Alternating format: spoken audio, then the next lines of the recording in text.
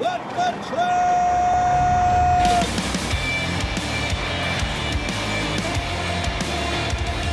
You are listening to What the Truck. Are you ready to truck it? It's time for your Nooner with Dooner and my buddy right here. How's it going, bud? What's up, man? Introduce yourself. Talking to that microphone. Oh, Charles Gracie. Let them hear you. Charles Gracie Charles. with Hot Seat Services and host of Cents Per Mile. We had a great time. We'll talk about it in just a minute here. We were down at the Atlanta Motor Speedway to do the first ever logistics supply chain race in the Southeast to define the industry. It was freaking fantastic. It was amazing. I was, from the time you even pulled into that place, though, it was cool. Like just driving in the park for the experience, you get onto close to the racetrack. Dude, I thought I was going to be, because when you go on there, the parking lot's like right on the track, and I thought I was going to be able to open up my wife's Prius on that thing, man. You know those hybrids hit different. I drive a big gas guzzling truck. I feel like if I got into a Prius, I'd feel like I'm in Mario Kart. Hey, before we jump into it, sort of serious topic over here, especially if you're a West Coast shipper, you're with the ILWU.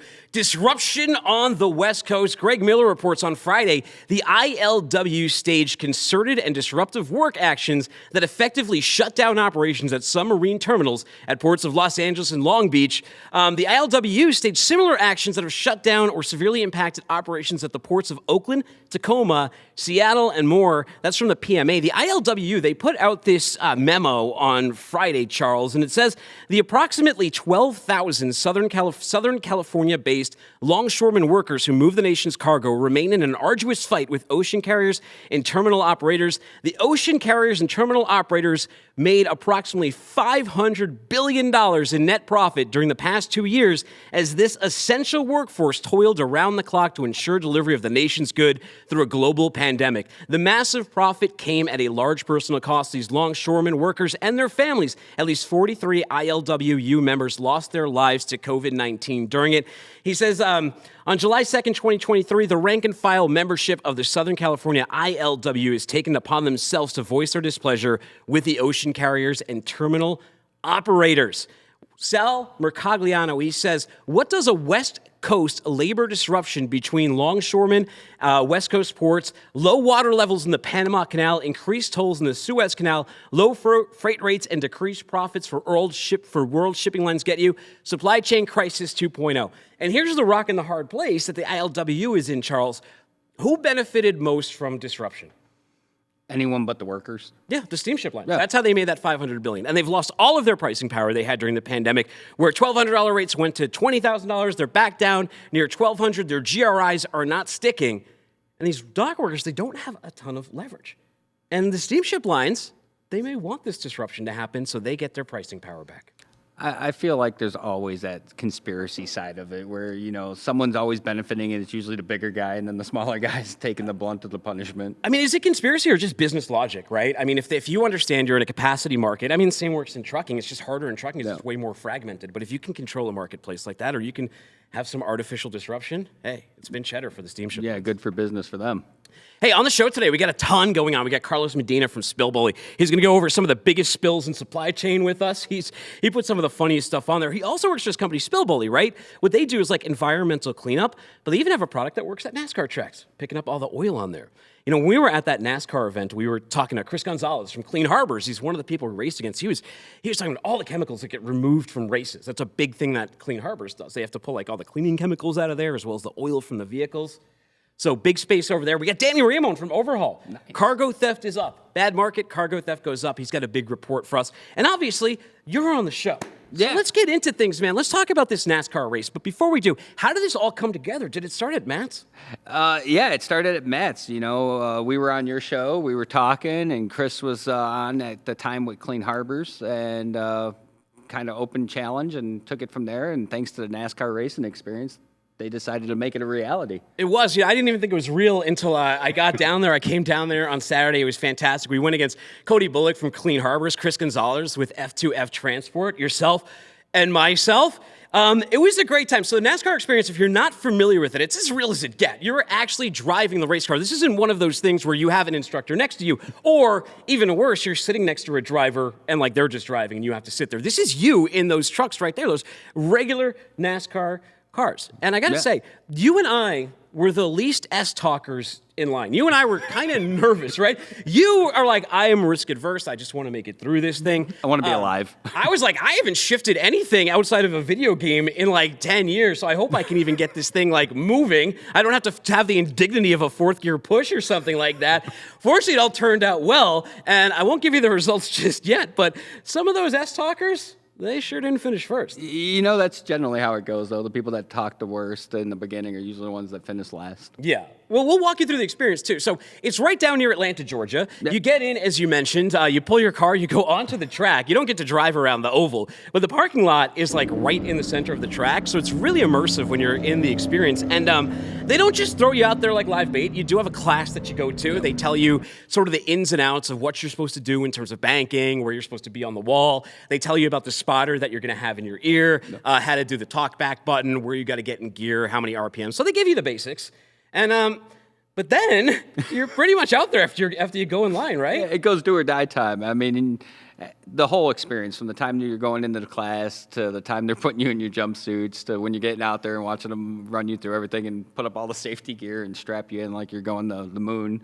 You and I like custom stuff, though. You and I like the custom jerseys. So they do provide a helmet and they do provide a race suit for you. But I think if you and I, like if we start a circuit, like logistics circuit, I think we got to go and get our own custom. Like I need the truck suit, you need the cents per miles. Yeah, absolutely.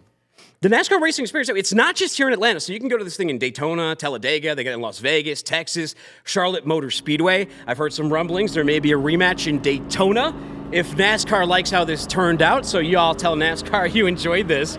How did you feel during the race? So I know you were jittery, but you actually got to ride twice around the track. Yeah, I did.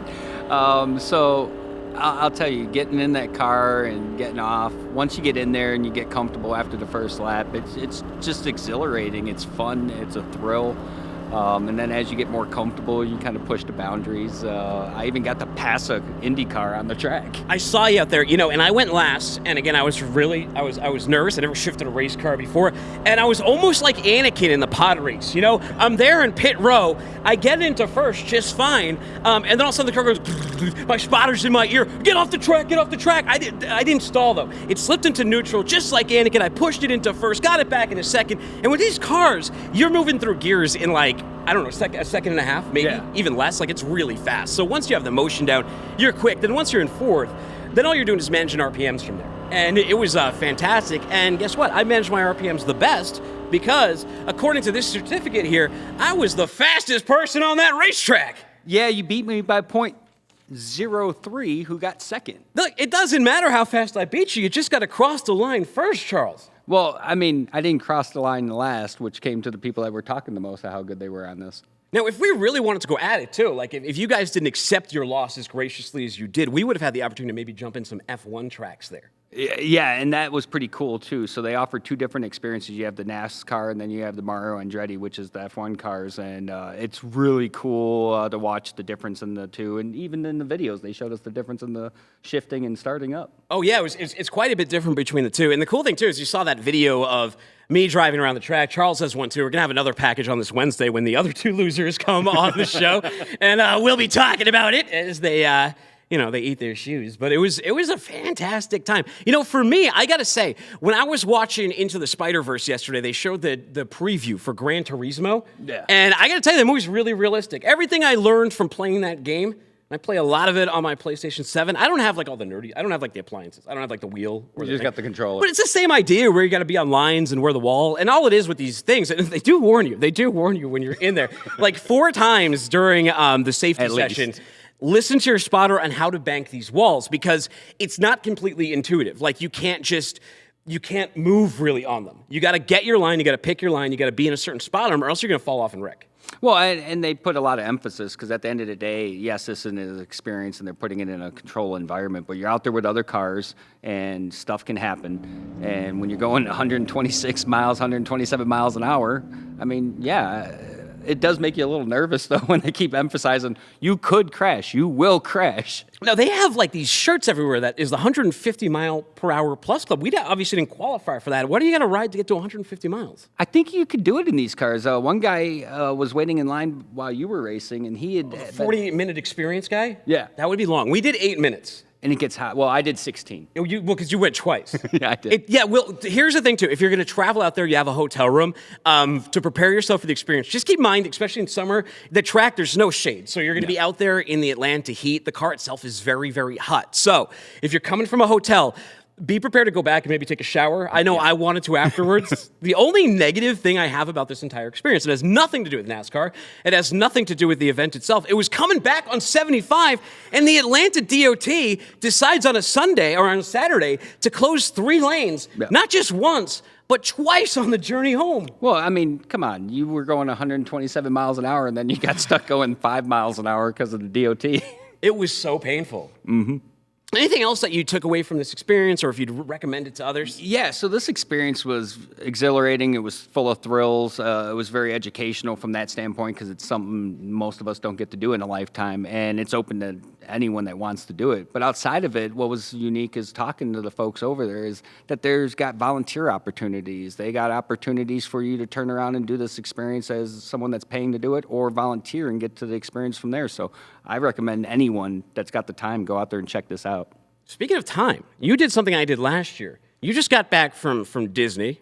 This summer, too, I've been giving a lot more like sort of parenting tips on here, and I got a lot of parent listeners. And you just spent, how many days were you at Disney for? 6 days. And it was Disney World. I did 5 days. I went to 5 parks, 5 days. It was a grueling experience. It was like I've been to Coachella twice, and I think 3 days at Coachella in the 110 degrees isn't necessarily as bad as 5 days at Disney. And this isn't to say Disney's bad. It's just like, it's like Vegas. It's a lot to take in. It's like Vegas. 3 days, you need to call it a break. I did it for 6. We started out with Universal and then finished the last 4 at Disney.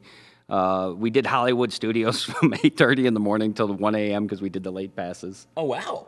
How was Hollywood Studios compared to Disney World? I loved Hollywood Studios. One, because I'm a Star Wars fanatic, and that's carried over into my son. 2, it was all that stuff that someone that's 13 was going to enjoy. So my son was very just drawn in by it, the smile on his face. But outside of that, we did the late passes, which was really cool. It changed the entire experience because being in Galaxy's Edge at night was just really awesome. A lot of character experiences at night, less people, not as hot. See, what would happen is we would go at like 7 from the resort shuttle to Disney each day. So by like 5, we were just spent, and I want to get back to the hotel. There's a lot of, even with like the fast passes and stuff, some of those rides, they just did not have them available. So like the Avatar VR, great ride, Rise of Resistance, great ride, but there's just no way to really cut it. So you really have to mentally prepare yourself for 2.5 hours of staying there with young children who can get impatient. Yeah, and then they got those rides where you got to join the virtual queue, and you can't do it until after 1 p.m. or something like that. Like we did Guardians of the Galaxy, and I'm a Star Wars fanatic. Yes. But I rode that, and that takes the cake. That was the best ride. And my son, my wife, everyone we talked to that's been on it, it was fantastic. See, when I came out of it, my number one was probably Rise of the Resistance, and also that Avatar Flight of One. I'm not like a huge Avatar like property, like the IP is like, whatever, take it or leave it. But like that was just a cool experience. That thing that like, if you've built it, I looked at the design of that thing, and that room like goes up and down. It can move up and down 4 stories and tilt forward. So that is what gives you that really impression on there when you get the VR glass and you're getting shot in the face with wind and like water spritzing. Did you get hit with the water? I didn't know what that was. Any ride where they gave me glasses, I was getting hit with water at some point. I thought someone spit at me the first time. I was like, what? I almost got like irate, man. Such disrespect. I've never seen it. But did they have the Guardians of the Galaxy when you guys went? No, they didn't. So that is amazing. It's a fast-going roller coaster, and the way they make it feel is like you're on the starship, and they got these planets posted in the ride that you're going around as the big screen's playing this immersive experience of a battle. It was really cool, and there's good, 80s music, rock, because of Star-Lord. Let me ask you a relevant question. Oh, wait, you got a blade, didn't you? I did. Show me your blade. Where is it? I got it over here. Sweet. Yeah, if you guys have gone to Disney, there's this thing called Savi's Workshop there. It's pricey. It's like maybe like after tax, $350, $400. Who cares? It's a memory. You bring the kids, right? It'll only cost you like $1,200 if you got a couple of kids. But you get to build a lightsaber like that out of metal. There's even a kyber crystal inside. They do like a whole ceremony for you. Yeah, it's really cool experience. I did it with my son, and Let me see this. I did the old Republic style. He went with the Sith style. You hear that, guys? Look at that. That's butter. Really, really cool experience. And then there's the droid building, Yes. which he enjoyed that. I wasn't going to do that. I more witnessed that one. But I was taken back at just the detail that went into the whole Galaxy's Edge. Let me ask you something. So, is recruiting really slow right now? What's going on in the trucking market? So it's not slow. It's unique. You got people saying that there's a driver shortage. You got people saying that they're at capacity. What we've witnessed on the recruiting side is that carriers have been allowed, due to the capacity crunch of freight, to either decide that it's cheaper to leave trucks sit, Yeah. or be very selective of the drivers they're bringing in. So it's not as much of driver shortage as, due to insurance and carrier standards, that there's a qualified driver shortage, which good can be driver controlled. shortage. There's always been a good driver shortage. Yeah. And I think that's always been our contention. And why we argue against the sort of ATA narrative of the 80,000 is, one, that number, like, why is that number static? This is a capacity market. It doesn't even make sense that it'll be 80,000. But the more annoying thing is that that's what comes up in Google, and you have all like the mainstream journalists, and they go and they're like, I need my editor told me to write an article on driver shortage. And they just Google that, and then they all parrot that ATA number, which really isn't the reality of what we deal with in this industry. And you know what's funny? When you read stuff like that, what happens is, and I think there's a name for this term, but I read stuff like that, and I'm like, wow, this source is completely wrong. Then I go and read their next article, and I'm like, then I'm out there like, oh, I just read this, that thing said that. Like, wait a second, I just proved that they don't know what they're talking about. Well, a lot of people go off those narratives, but working with so many companies, I see it all the time. We'll see these drivers that if you would have gone back 5 years, they would have been hired like this, and now they're like, well, we're kind of afford to be picky right now because there's so many people on the market. We're not going to take this driver. Yeah. So it's an unfortunate situation. The industry is self-correcting, which is nice to see. It's part of the evolution of trucking. But what about Bev right now? Like, I've heard 3 different drivers I know, Rooster being one of them. They've all moved into Bev. 2 port drivers I know, and Rooster, they're in beverage now. yeah, so beverage, also a lot of the restaurants, reefer deliveries, the specialty lanes, those are booming right now. Fuel hauling and flatbed starting to pick up a little bit. Right now, where a lot of the pain points is that OTR. I mean, these companies are making more money on getting these drivers home than they are by keeping them out on the road. Yeah. Yeah. What do you see this? I guess the market dictates when those things kind of shift, but do you have any indication? Or do you have a prediction for us? If you pay attention to the freight rates and where the freight's hot, which you guys have an awesome product for that, you can generally predict where the demand's going to be. Right now, it's specialty. I don't see anything changing on the dry van or the bulk freight too much until second quarter, end of second quarter, just because of the market. Usually things drop down in fourth quarter, first quarter is even lower, so I anticipate things to improve by the end of second quarter. Yeah, or maybe there'll be that big port strike, and that will sort of mess up everything. But create a lot of freight demand and some rate elevation. It's been a bad year. I'm kind of glass half full at this point. You're like, yeah, they could strike me. I don't know. It might help. I'm not really sure. No, I mean, like, hey, rooting for you, ILW. I understand it can be tough to argue these things. Now, before I let you go, we both saw Across the Spider-Verse yesterday. Here's our logistics professional review of it. For me personally, I'm a little biased. The first film is my favorite animated film ever made. I think it's an A+. I think it was perfectly paced, perfectly animated. The new Spider-Verse came out. It continues the story of Miles Morales and Gwen, focusing a lot on them, a lot on family. So as a dad there with his kids, in the feels. Pacing-wise, my only 2 negatives I had for this movie, pacing-wise, not nearly as good as the first one because it's not a self-contained story.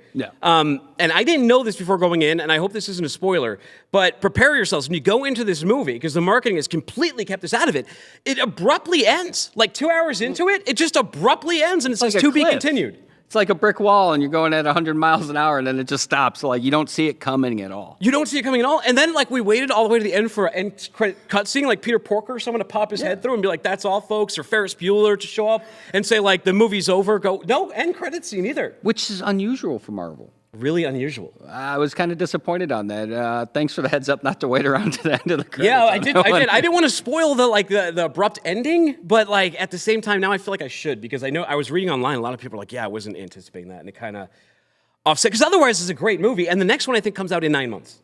Yeah, so they didn't leave it too far of a cliffhanger, but I just thought they could have done a little bit better job of easing you into that ending.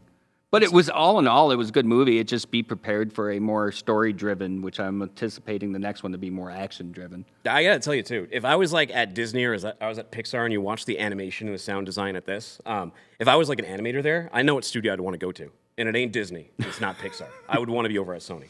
Yeah, no, the animation behind it, the graphics, how they toggled between the different types of graphics to fit the different stories. I mean, it was pretty amazing to watch them blend it all together without it looking like a kaleidoscope. All right, so What the Truck is a high recommendation. Go see it. Just be prepared. If you're a fan of the first one, you'll love it. Just be prepared. The good news is that it's really good. The bad news is it's to be continued. But then the good news is 9 months from now, you'll have a final finishing part. They did that with John Wick 3, right? I was at John Wick 3. I thought it was the end of a trilogy. And they're like, nope, there's a whole other movie. There's 4. There's 4 coming. I haven't even finished 4 yet because I watched the first 3 in a row, and it's just so much kicking in the face in a row that, like, you kind of... Starts to become like Rambo. Starts to get like Rambo. Well, Charles, thank you so much for coming by. If you want to connect with Cents Per Mile or Hot Seat Services, where do they go? Yeah, you can go to hotseatservices.com, or you can look us up, Cents Per Mile. We're on every listening platform and across the CDL Life Network, or you can find me at Turning Point Summit in August in Kansas City. Very good. Well, I look forward to kicking your ass on a NASCAR track once again in the near future. Maybe. Thanks for having me. All right, me. everybody. Meanwhile... No. Okay, those people are in a kayak and they just got swallowed by a whale. CBC reports Julie McSorley says she learns an important lesson after she and her friend end up in a humpback whale's mouth. She says whales need their space. McSorley and Liz Cottrell were kayaking together in California's San Luis Obispo on Monday morning, watching the whales feed on silverfish when one of the massive sea creatures surfaced beneath them, topping their kayak and knocking them in the water. She says this afterwards, "I'll definitely kayak in the ocean by dolphins and otters and seals and all the others, but I think whales need their space." Wow, brave. I don't know. Would you guys go back in the water after getting swallowed by a whale? Let's ask Danny Ramon. Danny Ramon, supply chain intel at Overhaul. Danny, you do a lot of kayaking in the ocean? I've never done it, and I don't think I'm going to now. How do you think you get out of that? you got to pull quickly, hopefully, right? You got to pull like a Super Mario Brothers movie, you know, with Donkey Kong in there and drive your Mario Kart out of its mouth. Something, man. All I know is I'm not going to try it. Now, Danny, you're a smart guy. For those who don't know, introduce yourself to everybody here. Thanks, Tuna. Thanks for having me on again. My name's Danny Ramon. I'm running supply chain intelligence for Overhaul. I've been studying supply chain intelligence and cargo theft for about the last 13 years now. So it's been a little while. Now, so I had travelers on maybe like 3 weeks ago, and they were telling me that cargo theft was up this year. So I was not too surprised to read your report, but your report broke it down really well. But before, give us an overview of what you were looking at. Okay, well, if we're talking about 2022, 2022 was a banner year in terms of cargo theft volume. We saw, massive increases. Now, a fair amount of that was likely due to an increase of reporting, but that increase of reporting came from an increase in awareness, and that increase in awareness came from a lot more people suffering cargo theft. And we know that just because, if you travel the circuit of the industry events, TAPA, Southwest Transportation Security Council, PCSC, Miami-Dade coming up later this year, that attendance at these industry events has kind of been through the roof for the last 2 years. And that's by and large due to a lot of new players on the shipper side coming in, having experienced supply chain security issues that they haven't experienced in the past. 2020 was kind of the turning point for cargo theft in the U.S., kind of globally too, but definitely in the U.S. we started seeing massive increases. In addition, we've seen a massive increase in pilferage over the last probably 5 or 6 years. But what's alarming about that is the scale of the pilferages. Instead of it just being, kind of a potluck, whatever you can carry away from the back of a trailer, we're seeing organized multi-person crew, multi-vehicle crew, large-scale pilferages where they can empty out an entire 53-foot trailer in under 10 minutes. Yeah, I've seen some of these reports. We've even covered them on the show, and it's like they almost seem like inside jobs, some of these, because of the scale of the operation, how they knew to target these trucks in specific locations, and how they also knew to bring their own trucks to remove these specific goods. And you can tell those things when someone's going after like a truck with dimes in it or a truck with a ton of TVs in it. That, it's very hard to tell what's inside of a truck just by looking at it unless they've got a specific logo. You had in your chart, we didn't determine what the worst day of the week and the worst time is. Show this chart up here. It's actually Friday is 25% of cargo that's happened on Friday. So going into the weekend is a bad time. And it's from 6 p.m. to the morning. So you go and park in that lot, or you go and leave your lot, everyone's leaving for work, and that's when the thieves know to go and have a buffet. Right. It's long been known in the industry. One of the oldest sayings in supply chain security is cargo at rest is cargo at risk, right? And that's always been the case. In addition, we're seeing a massive increase in strategic thefts, which is using fraudulent methods to obtain cargo and usually the entire tractor trailer at once. Those thefts are typically performed on a Friday because it gives them the greatest amount of lead time. They're obviously not going to be delivering until Monday at the earliest, so that gives them at least an entire weekend to move the freight, cover their tracks, et cetera, before anybody even discovers that freight has gone missing. And then, of course, Monday, there's a little bit of a statistical bump in the Monday number because a lot of folks don't discover things that have happened over the weekend until Monday, and then that's when the police report goes in. But we're definitely seeing a lot of, if you take into account Friday, Saturday, Sunday, and then Monday, that's head and shoulders the lion's share of what's going on. And when you look at the times, 6 p.m. to 12 a.m., and then in second place, 12 a.m. to 6 a.m., that's just the cover of darkness right there. Yeah. They're using the environment to make sure that they're not going to get spotted. They get us when we're at our weakest on Mondays and Fridays when we're just not fully tuned in yet, or when we're already checked out on Fridays and they're doing it in the middle of the night. Post coffee, or post happy hour, and pre coffee, right? Well, here's the worst states too for cargo theft. Show this chart up here. California, like way above everybody else. I mean that's understandable. A lot of freight goes through there. Then you got Texas, Arizona, Tennessee, a little too close to comfort for me. Illinois, Florida, Washington, Pennsylvania, Nevada, and Virginia. California just king here though. Look at that. California has and always will be likely the king, and that's because when it comes to cargo theft, by and large, organized cargo thieves are looking for the low-hanging fruit, and there's going to be more low-hanging fruit where there is more cargo, right? What I think the bigger story here is some of the players on this list that we don't see often, if at all. Arizona is almost never on the top 10 list, and it's on the top 10 list because we've got a lot of these large-scale pilferage crews expanding the red zone. I don't know if you're familiar with the red zone, but in supply chain security, we always advise drivers of high targeted freight to drive at least 200 miles away from origin before they make any kind of stop. That's to deter anybody who may be following them from origin. And that first 200 miles is called the red zone because it used to be that about 90% of thefts that were followed from origin happened within that red zone. Now we're seeing that red zone, so to speak, increase greatly. We've even seen criminals have modified extended gas tanks so they can follow trucks for longer without stopping. And we're seeing a huge rash, of massive large-scale pilferages along I-10 and I-40 in Arizona right now, primarily from tractor trailers that are leaving the Southern California, LA basin.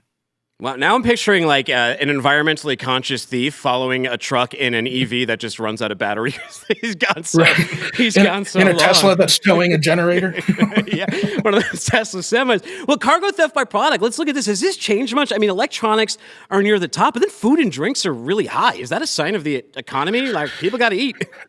It used to be that food and drinks was always the top one, and that's just because they're easy to liquidate, and there's just a lot of them out there on the road. Electronics being at the top is really a sign of, just the economy doing, well. It's at a certain point, consumers have extra cash to throw at electronics, so, folks are going to be stealing that. Along with, coupled with inflation, supply and demand, anything that has a retail purchasing restriction or is experiencing shortages is going to be a massive target for cargo theft because it eases the fence process, right? The liquidating of that stolen product is easier if it's in higher demand, and the thief is going to end up getting a lot higher share for selling that product if it's in higher demand. They're able to put a markup on it.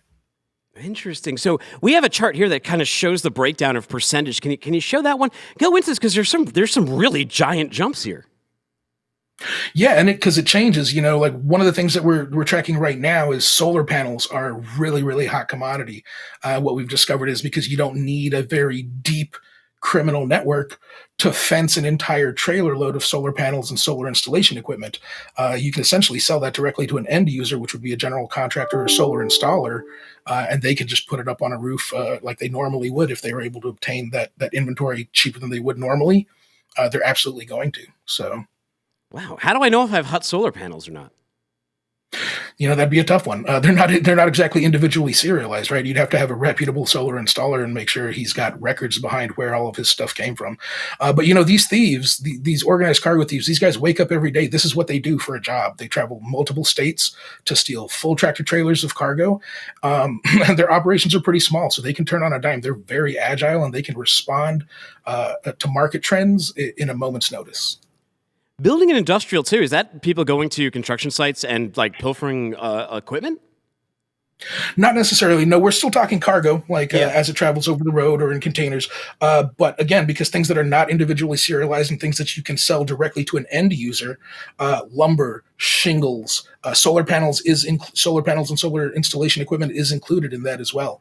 But these are things that, like, you can go to pretty much any construction site in the country and offload these things, like the off the back of the trailer sale that, people talk about all the time. It happens at construction sites. This chart, the U.S. cargo theft by type of event, I found interesting too, because things like hijacking isn't really even like a blip on the radar. Thieves have just so many better methods of going about stealing it. They'll either steal the full truckload, they've got pilferage, you've got, what is deceptive pickup? Is that like a double brokering type fraud situation? Right. Deceptive pickup is the term that we're currently using for strategic thefts, but it is the umbrella for fraudulent pickup, fictitious carrier identity, stolen carrier identity, stolen driver identity, any of the fraudulent methods of obtaining freight under the guise of a legitimate business transaction. But yeah, hijacking is definitely not seen in the U.S. because criminals know that if they're caught, their sentence is going to be increased exponentially if they use violence. Yeah, it's not worthwhile. There's just better ways to, and I hate to phrase it that way, but there's better, safer ways if you're a thief to go about this. I thought it was interesting too. Has this gone up? Last mile courier type of like thefts and frauds? Is this an increasing category as last mile expands? It is, especially with the just the proliferation of last mile courier as just a transportation type. You've got Amazon coming up, UPS. Folks are robbing Amazon trucks. Folks are stealing things out of parcel trucks. So as parcel delivery goes up, so does parcel theft, especially as people rely on parcel delivery for more valuable products and more frequently throughout their lives. No, at the It's start more of likely that thieves are going to get something valuable in those trucks. At the start of this, you mentioned pilferage, and that's what, number 2 here. What has changed about pilferage? In 2020, we saw a lot of mainstream media coverage of cargo theft. The cardboard boxes littering the train tracks in LA, and we saw those kinds of methods expand, and just through copycat, because again, awareness. Folks sitting at home, the non-professional cargo thieves, the guys who do not wake up every day just to commit cargo theft, but rather the local violent criminal, right, will see these things and say, hey, there might be product X, Y, and Z sitting in a train just right down the road from where I live, and they're going to wait until nightfall. They're going to go down there, start popping open containers, seeing what they can find.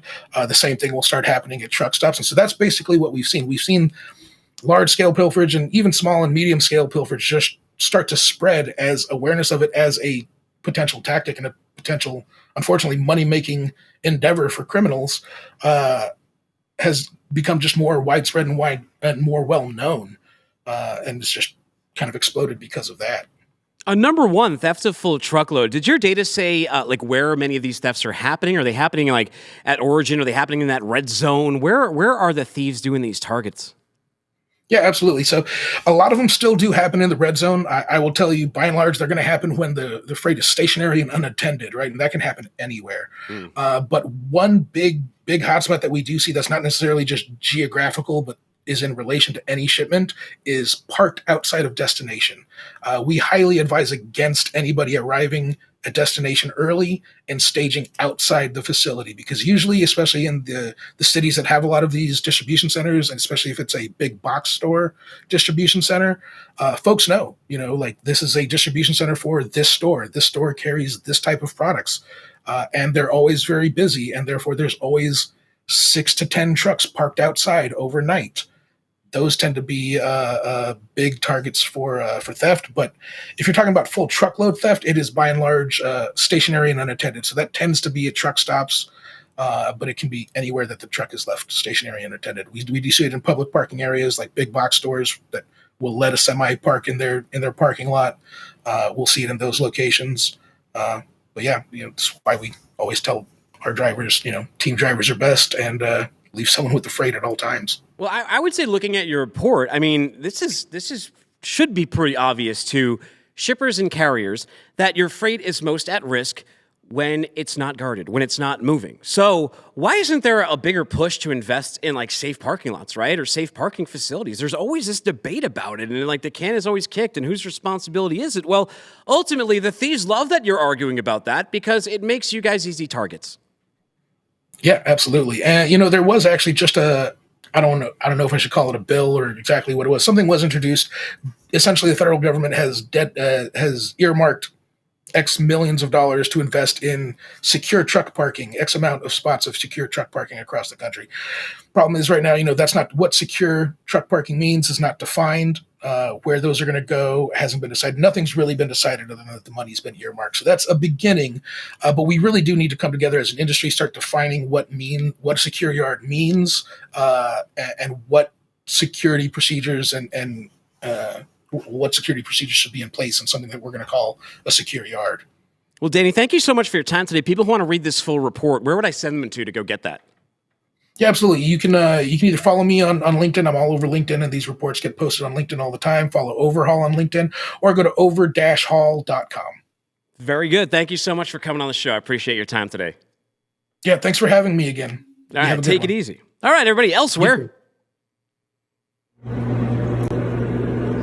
What's the scariest bathroom you've ever been to when you're in a truck stop? This one looks like a kill room. I mean, all it's missing on the ground is a little plastic, maybe a little spill bully to suck up your blood or something. I don't know. This one is frightening. That's the one thing I do. My family and I, we go on a lot of road trips. We drive up to North Carolina a few times a year. We got to drive to Boston and back a few times a year. And one thing I love about rest stops is you just never know.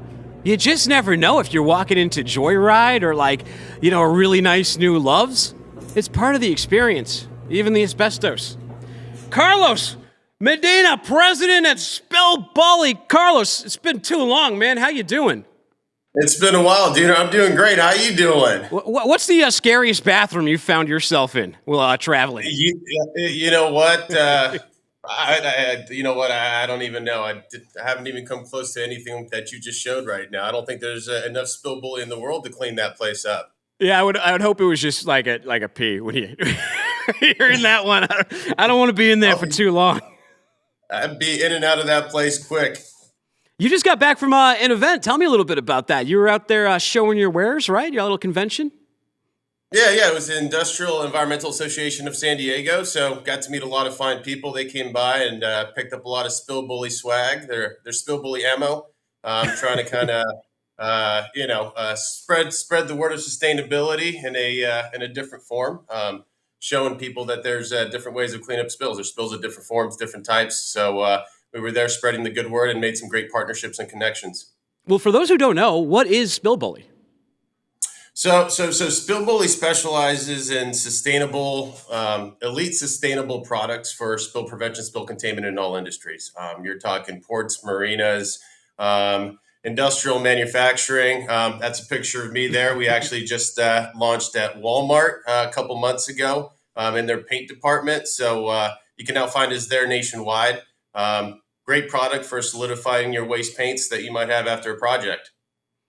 Very cool. Well, what's been good in your world? Because the last time I talked to you was about 2 years ago. So you've had some time to grow. And, if you think two years ago may have been like another century considering what was going on back then, what's Spill Bully like today?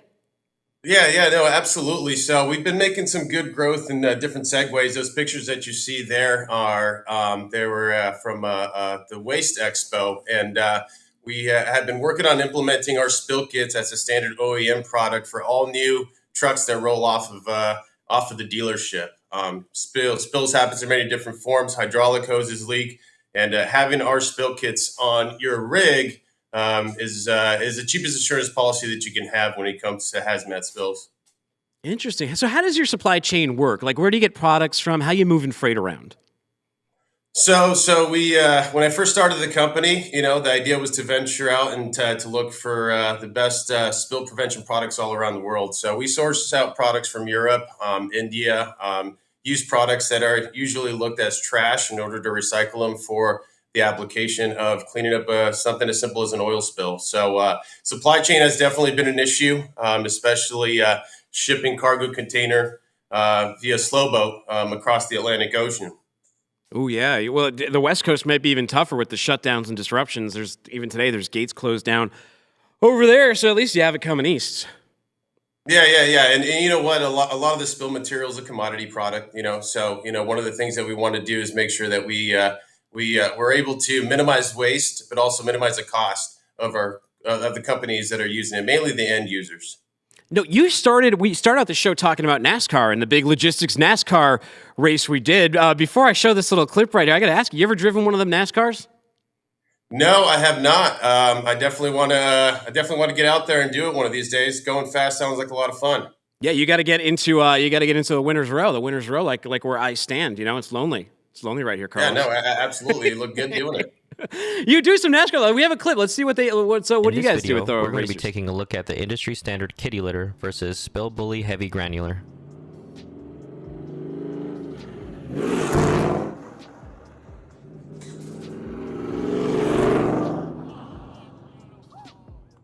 Kitty litter is known for the dust clouds that it leaves behind, as well as its residue. Spill Bully heavy does not make a dust cloud when it gets driven over.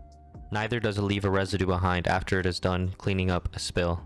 Spill Bully heavy is a recycled byproduct of the paper industry. It is wind resistant, all natural and non-toxic, and more importantly, dust free. Does it work in a cat litter box though? Yeah. I haven't tried it. Don't have cats. Don't plan on having cats. But if anybody wants to give it a shot, I'd definitely send them out a sample to get some feedback. But no, I have not tried that yet. Is what in the spill space is that like your biggest competition? Is like cat litter? Like what were people using before a great product like Spill Bully came around? You would use your typical kitty litter. I don't know if you've ever used it. It does. Somehow it became an industry standard a long time ago. It's heavy. It's dusty. And one of the things that we try to inform customers is that dust is pretty toxic. So we went out and searched again around the world to try to find the best product that was wind resistant, dust free.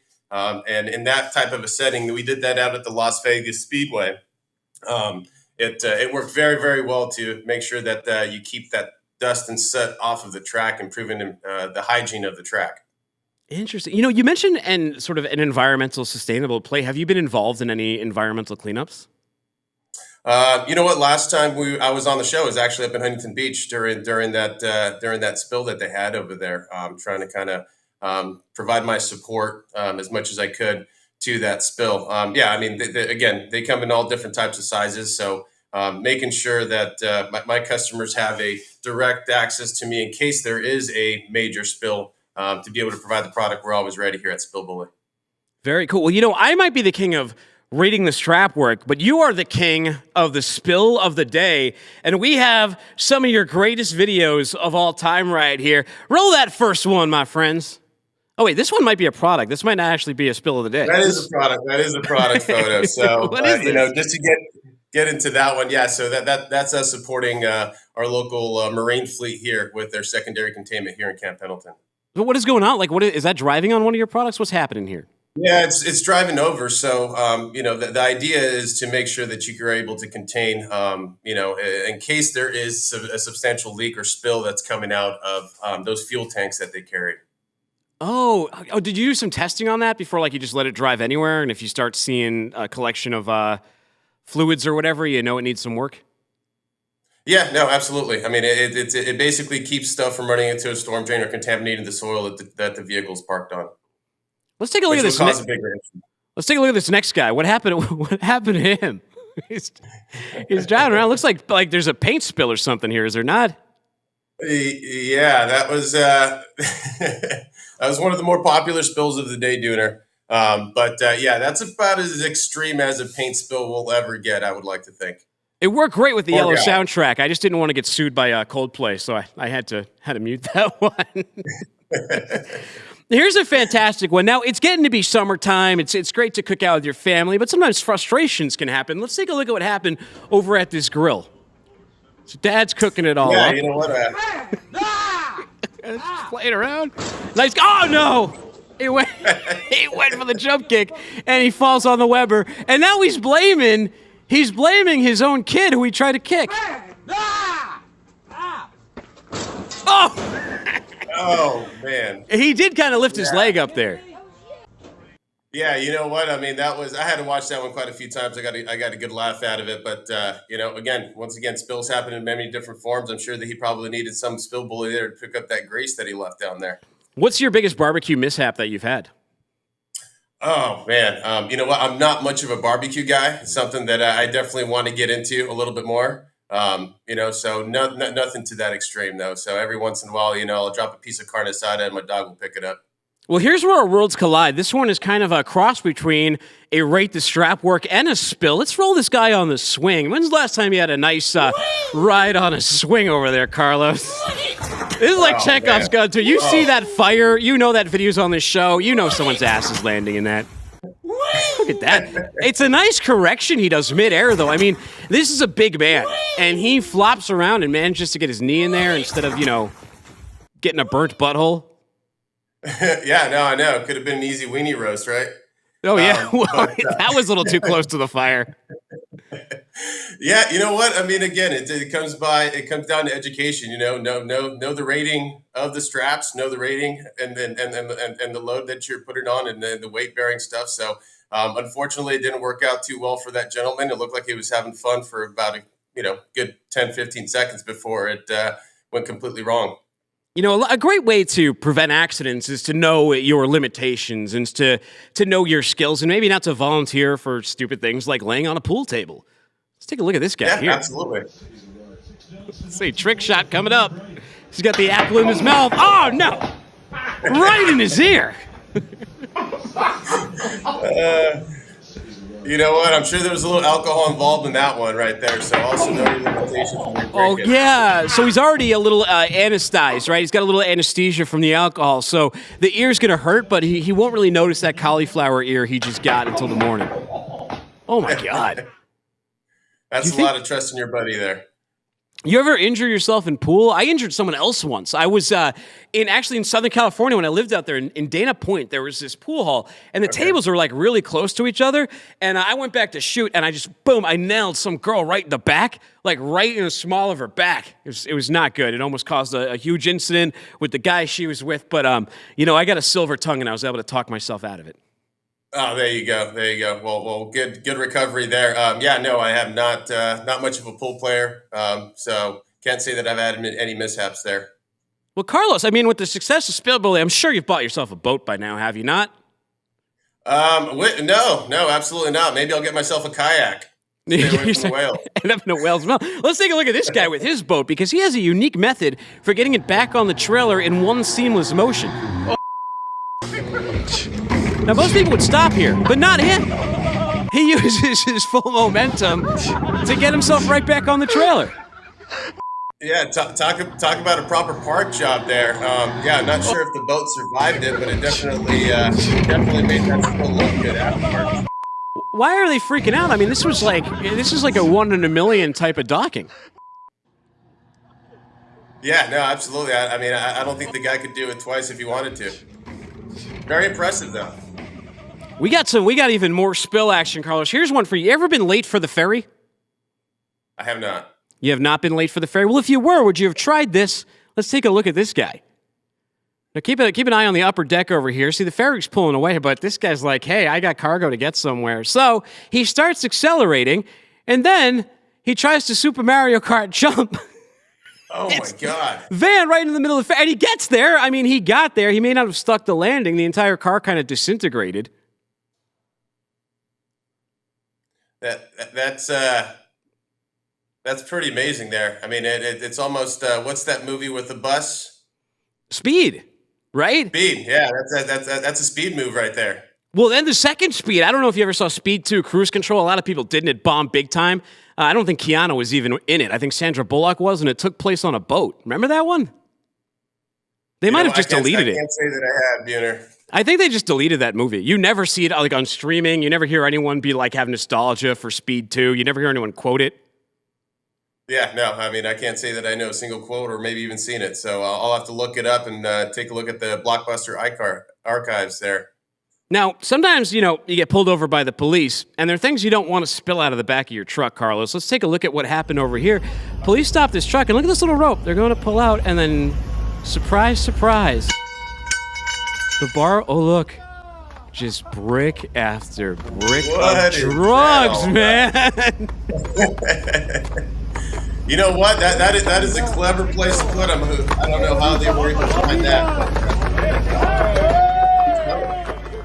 They're just cheering as more and more comes out of there.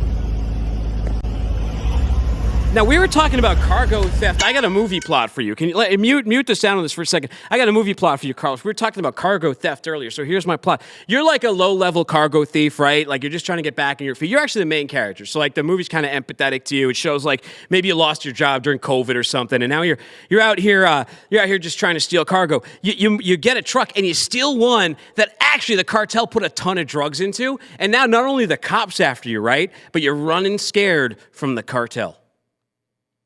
I mean, I think I'm sure that's probably happened quite a few times already. Yeah, Is it a what documentary? that would be frightening. Like, imagine if you did that, and the next thing you know, you're just like cut in half with chainsaws and tied to a mattress and set on fire. You're like, all I did was steal a container of LG TVs. Yeah, no, I wouldn't want to be part of that, but I definitely will. I'll definitely go and watch the movie though. Are you a trusting person? I believe so. Yeah. You ever do any did you ever go to like summer camp when you were a kid and do trust falls? You know what? Never did summer camp. Done a couple of trust falls, time or two, successfully. So I did one, and it was a big mishap because like I kind of went backwards, and I like Randy Savage elbowed one of like the trust fallers in the face. That didn't intend to. Like they were in the wrong position. I don't know. I just knocked him in the schnoz though, and we both hit the ground. Let's take a look at how this trust fall goes. This could be one of our spills here. Teachers would never ask you students to do anything we wouldn't do ourselves. Holy crap! What is happening? I didn't know you were.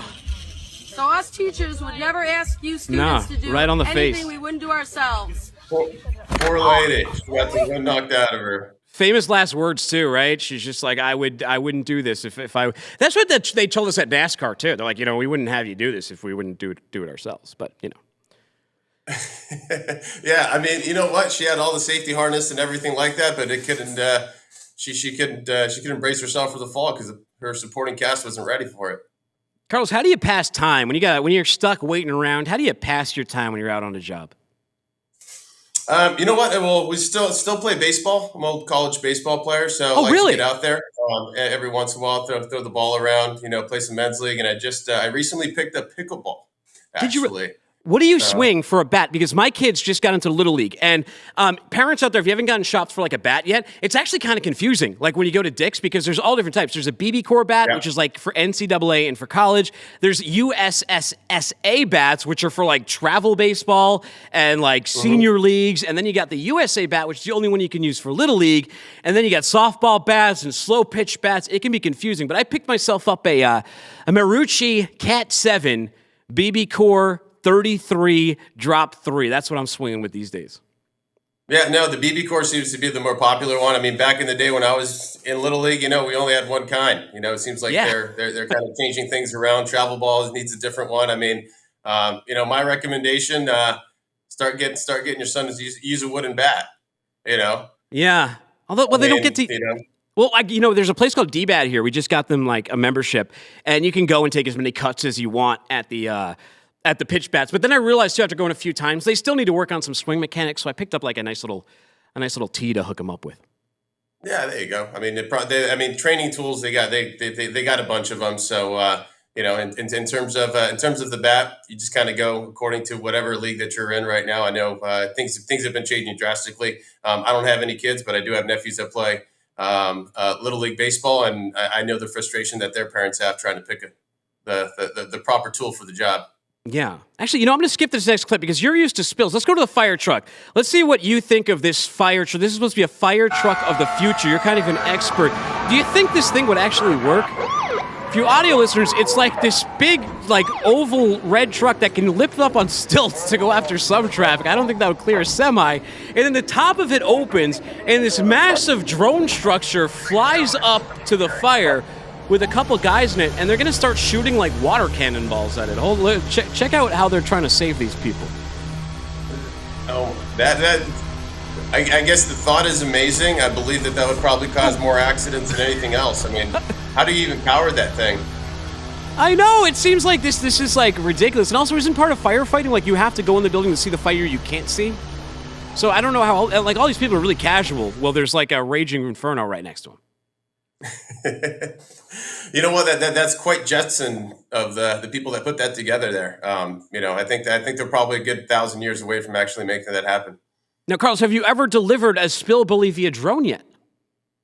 No, absolutely not. But you know what? I mean, that's a very good idea there. Drop a spill kit in the middle of a spill that you're not able to get. Well, Matt Waller at my alma mater, honorary alma mater, the University of Arkansas, he got a drone delivery over in Arkansas because Walmart's been doing them. Take a look at this. This is right over his house. He's going to drop the package. It looks really cool. My only question for him, though, like I asked him afterwards, and I was like, it sounds loud. Like, doesn't that sound really loud? Sounds like a beehive. Yeah, it's pretty loud. He said, I don't know. I wear a hearing aid, so I couldn't tell. But it's pretty sick. Look at that. He said it took like 2 hours. Yeah, he just went online on Walmart. He ordered his thing, and within 2 hours, he had his drone delivery. Awesome stuff. Well, unfortunately, we're out of time on the show. Carlos, how do people find Spill Bully? You know what? Check me out on LinkedIn. Follow me on LinkedIn. That's usually where I could get a hold of me, or just go to spillbully.com. Take a look at our products. Thank you, Appreciate you, Dooner. Thank you very much for having me on the show again. Keep being the Spill Goat. Thank you to all of our guests today. Find me on Twitter at Timothy Dooner. Follow the show at FW. What the truck? Take care, and don't be a stranger.